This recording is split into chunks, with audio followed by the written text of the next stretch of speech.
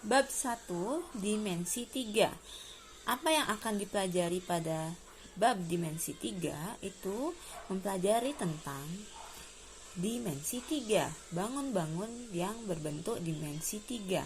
Seperti apa? Kubus, balok, limas, prisma itu juga dimensi 3, tapi yang banyak akan kita pelajari di sini kubus, balok, dan limas.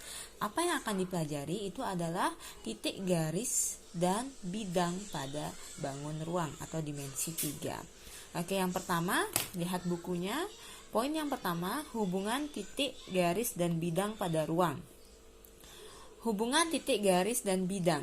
Yang pertama, terdapat satu garis lurus yang melalui dua buah titik yang tidak berimpit. Itu ada di buku pegangan kalian. Terdapat satu garis lurus yang melalui dua buah titik yang tidak berimpit. Jadi, maksudnya begini, kedudukan antar titik. Jadi ada dua titik, maka jika dihubungkan ada satu garis. Begitu. Kemudian garis terletak pada bidang jika sebuah garis lurus mempunyai dua titik sekutu dengan bidang datar. Nah, maksudnya itu seperti gambar ini, titik dengan garis dengan bidang. Tapi di sini titik dengan bidang. Miss ilustrasikan aja, ini bidangnya, terus ada garis.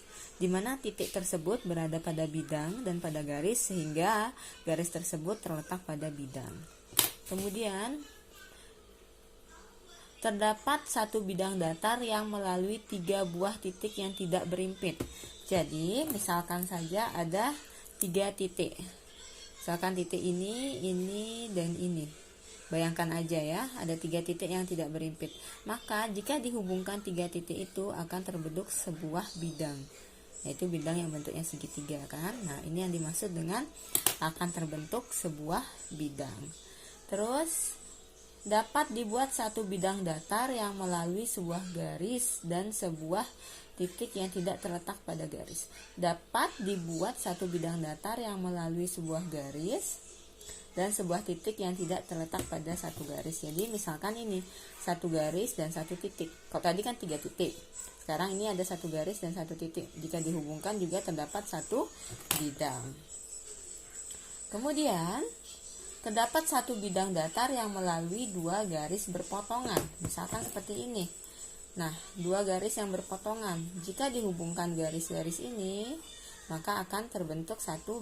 Selanjutnya, lihat di buku paketnya. Yang nomor 2. Kedudukan titik dan garis pada bidang. Bagian A. Melalui sebuah titik dapat dibuat lebih dari satu garis. Oke, kita lihat. Katanya pada sebuah titik bisa lebih dari satu garis yang melaluinya. Misalkan ya, satu garis yang pertama, garis yang kedua, garis yang ketiga, dan masih banyak lagi lainnya. Oke, itu maksud yang poin pertama, yang A. Poin yang B, melalui dua buah titik dapat dibuat tepat satu garis. Kalau ada dua buah titik, maka tepat hanya ada satu garis saja, tidak ada garis lain lagi yang bisa dibuat. Kemudian, melalui tiga buah titik dapat dibuat tepat satu bidang. Nah, tiga buah titik tepat hanya ada satu bidang yang bisa dibentuk. Kemudian, garis terletak pada bidang jika dua titik pada suatu garis terletak di suatu bidang. Terletak pada suatu bidang. Nah, jadi misalkan ini ada bidang nih, bidang datar. Di bidang ini ada dua garis. Nah, maka jika ada dua titik. Nah, titik ini terletak pada bidang. Kemudian titik ini dihubungkan, terbentuklah garis. Nah, garis ini letaknya pada bidang ini. Gitu maksudnya. Selanjutnya pada nomor 3, kedudukan garis dan garis dalam ruang, yaitu bersilangan, berpotongan, atau sejajar. Jadi garis dan garis. Jadi garis dan garis pada ruang. Misalkan nih ruangnya, bangun ruang, apakah ini? Bangun ruang balok. Nah, kedudukan garis. Jadi di dalam balok ini dibentuk dari garis-garis, ya kan? Nah, bagaimana kedudukan antar garisnya?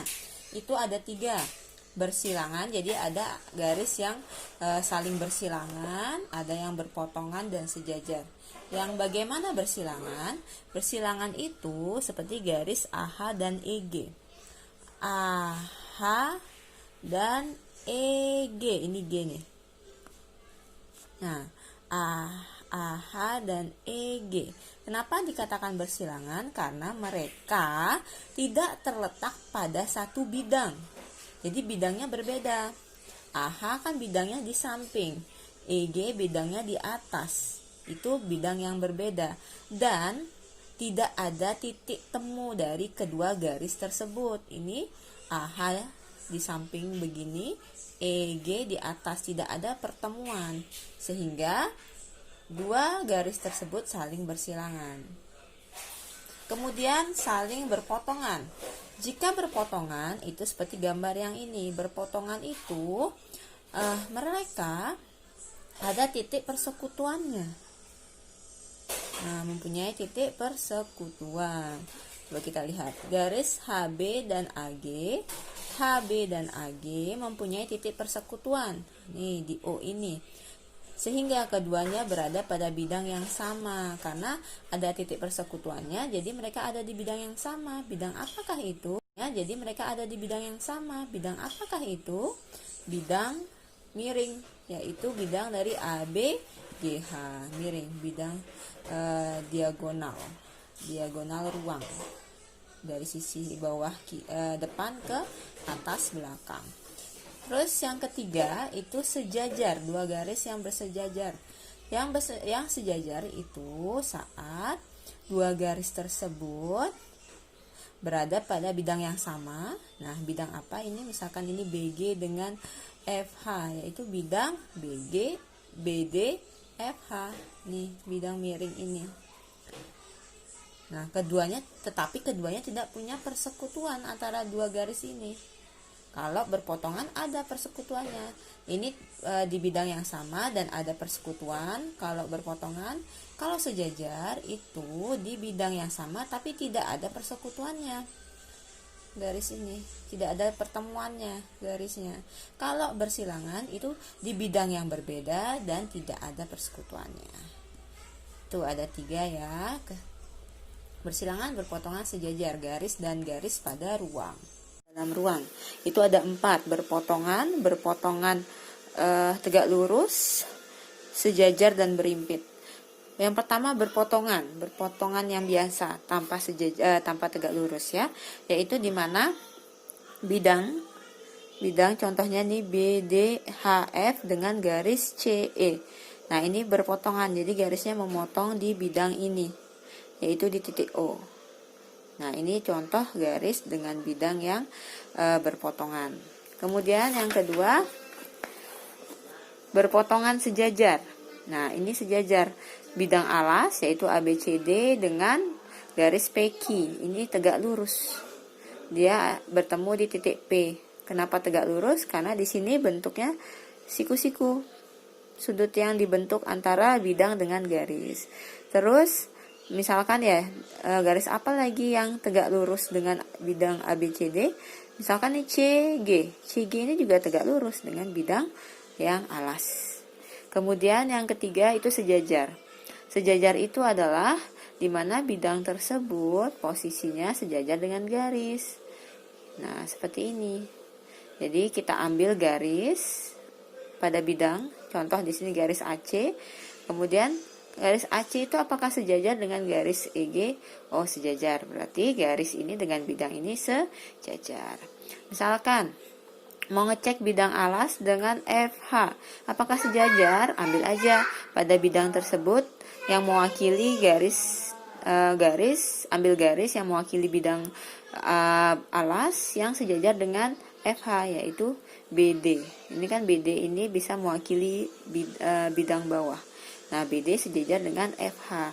Nah, karena dia sejajar, BD dan BD ini ada di bidang posisinya, sehingga bidang ABCD sejajar dengan FH. Kemudian yang keempat, berimpit. Berimpit itu apa? Berimpit itu di mana posisi garis terdapat pada bidang yang sama. Contohnya ada bidang ABCD, misalnya pakai gambar ini. Kemudian dengan garis AC. Nah, AC ini kan terdapat pada bidang. Nah, sehingga disebut berimpit. Begitu. Selanjutnya, kedudukan bidang dan bidang dalam ruang. Itu ada 3. Berpotongan tegak lurus, dan sejajar. Berpotongan biasa itu seperti bidang ABCD, karena bidang sama bidang ya, jadi bayangkan bidang dengan bidang. Jadi bidang ABCD dengan bidang BDHF ini dia berpotongan.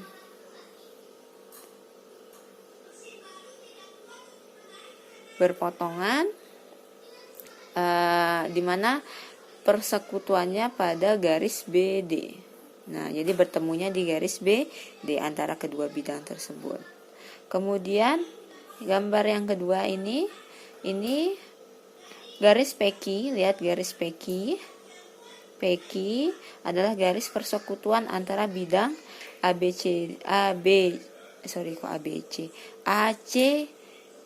GE dan BDHF. PQ adalah garis persekutuannya. Maka kedua bidang ini berpotongan gitu. Dari kedua gambar yang Miss sajikan ini adalah contoh garis berpotongan yang tegak lurus. Karena bidang bawah dengan bidang ini posisinya seperti ini. Nah, ini membentuk sudut siku-siku.